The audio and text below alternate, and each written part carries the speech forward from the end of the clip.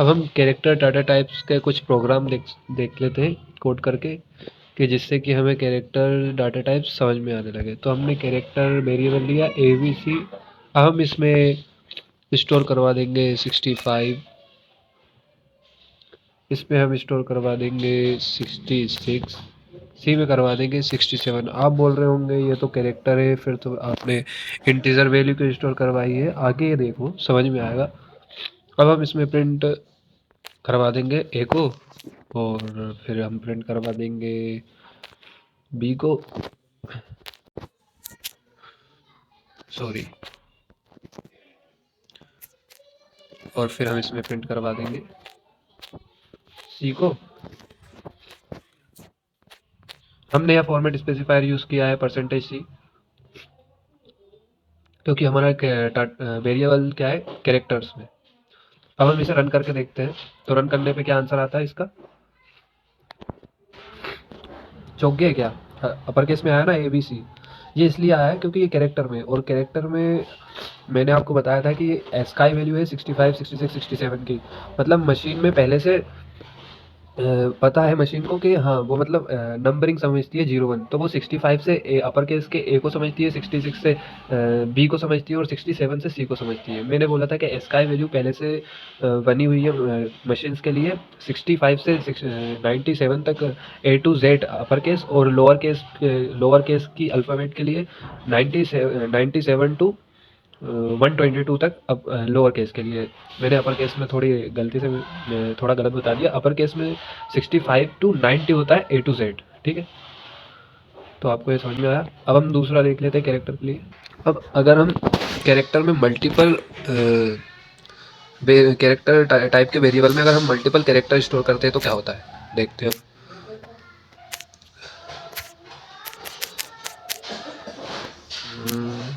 Is to हमने लिख दिया हेलो।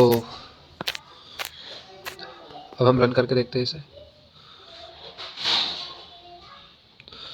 तो ये कुछ भी, इसको वैसे तो हेलो प्रिंट आना चाहिए, बट ये क्यों नहीं दे रहा है? क्योंकि ये है एक स्ट्रिंग वैल्यू। वेरिएबल में एक और डाटा टाइप होता है हमारा स्ट्रिंग डाटा टाइप। हेलो हमारा क्या है, मल्टीपल कैरेक्टर है, और जो कैरेक्टर डाटा टाइप है वो सिर्फ एक ही कैरेक्टर लेता है। अगर मैं यहाँ कुछ ऐसा लिखूँ स्ट्रिंग में ये, और यहाँ लिखूँ स्ट्रिंग का एस, ये फॉर्मेट स्पेसिफायर है स्ट्रिंग का। अब मैं करूँ तो देखता क्या होता है। हेलो प्रिंट होके आ गया, देखो। क्योंकि ये कैरेक्टर सिर्फ एक ही कैरेक्टर लेता है, और स्ट्रिंग क्या है, मल्टीपल कैरेक्टर्स लेता है, वर्ड्स लेता है, सेंटेंस लेता है। जैसे कि अगर मैं यहाँ लिख सकता हूँ दिस इज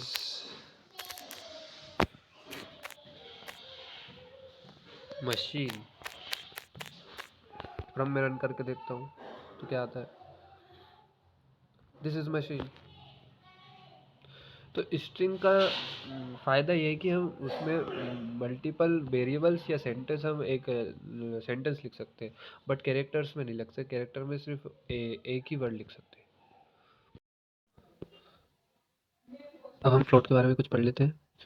फ्लोट जो है उसकी साइज़ 4 बाइट्स की होती है, और इसकी प्रिसिशन वैल्यू 5 से 7 है। प्रिसिशन वैल्यू 5 से 7 मतलब जो पॉइंट के बाद कितनी डिजिट आएगी प्रिंट होके, वो 6 से 7 है। जैसे कि हम अभी एग्जांपल में देखेंगे कि अभी कितनी वैल्यू आ रही है, 3.5 ए 1 2 3 4 5 6 6, या बहुत से बहुत 7 दे सकता है। बट इससे ज़्यादा अगर हमें वैल्यू प्रिंट करवानी है, इससे ज़्यादा डेसिमल वैल्यू का को प्रिंट करवाना है, तो हम डबल का यूज़ करते हैं। और अगर 6 7 से तक हमें प्रिंट करवानी है तो हम फ्लोट का यूज़ करते हैं। बट डबल क्या है, डबल ज़्यादा सही रहेगा अगर हमें एक्यूरेट आंसर चाहिए तो। अब हम इसमें आपको एक मैं नई चीज़ बताता हूँ फ्लोट में। जैसे कि अगर हमें अभी एक वैल्यू चाहिए, सिर्फ 3.5 ही चाहिए, तो हम इसमें लिख देंगे प्रिंट एफ।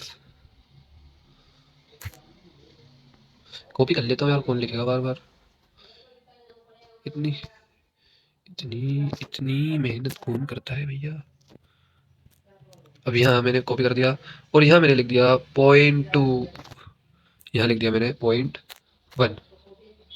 अब देखना क्या आएगा, अब देखते क्या आएगा। देखो 3.5 देखो 3.5 आएगा।